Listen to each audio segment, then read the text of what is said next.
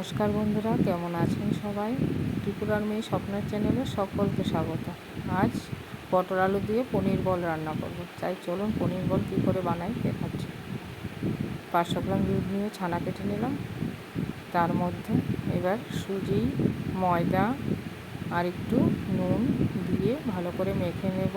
তারপর সেটাকে বিস্কুটের গুঁড়ো লাগিয়ে সুন্দর করে ভেজে নেব। এই যে বিস্কুটের গুঁড়ো করে রেখেছি, টোস্ট বিস্কুটের, সেটাকে এবার সুন্দর করে গোল গোল পাকিয়ে আর তার মধ্যে আলু আর পটলটাকে আলুটাকে সিদ্ধ করে ভেজে নেব, পটলটাকেও ভেজে নেব। এই যে পনির বলগুলিকে গোল গোল করে তারপর বিস্কুটের গুঁড়ো লাগিয়ে এটাকে সুন্দর করে লাল লাল করে ভেজে নেব।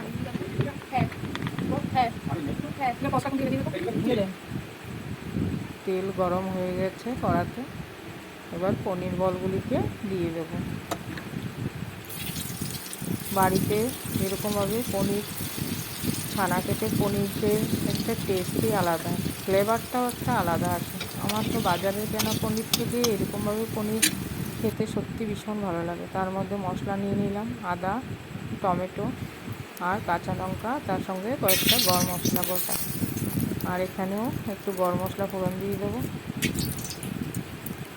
এলাচ আর দারুচিনি দিলাম আমি, আর তেজপাতা, তার সঙ্গে দিয়ে দিলাম জিরে ফোড়ন। এটা লাল লাল হয়ে আসবে যখন, এবার পেস্ট করা মশলাটা দিয়ে দেবো, দিয়ে কষাতে থাকবো যতক্ষণ তেলটা ছেড়ে না আসে, ততক্ষণ এটাকে কষাতে হবে। তার সঙ্গে দিয়ে দেবো হলুদ আর সামান্য পরিমাণ নুন। আর আপনারা দেখেছেন আগেই আমি লঙ্কার গুঁড়ো, জিরের গুঁড়ো দিয়ে দিয়েছিলাম পেস্টের মধ্যে। এবার এটাকে কষাতে থাকবো যতক্ষণ তেলটা ছেড়ে না আসে। তারপর ভাজা পটল আর আলুগুলিকে দিয়েও আরেকটু কষাতে থাকবো।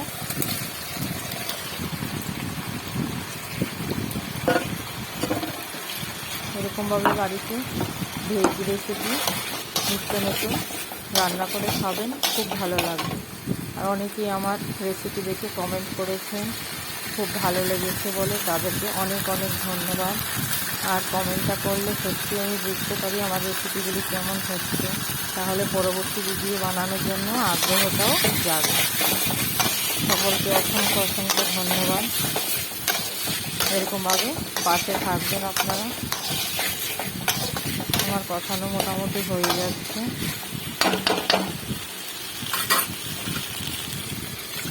তার মধ্যে পরিমাণ মতো জল দিয়ে দিলাম, দিয়ে 10 মিনিটের মতো ফোটাতে থাকবো।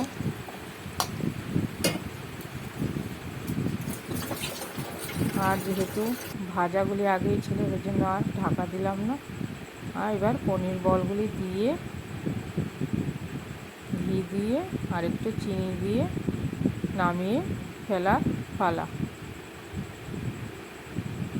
এই যে হয়ে গেল আমার ভেজ পটল আলুর রেসিপি পনির বল দিয়ে। ভিডিওটা ভালো লাগলে লাইক শেয়ার করতে একদম ভুলবেন না বন্ধুরা। নমস্কার।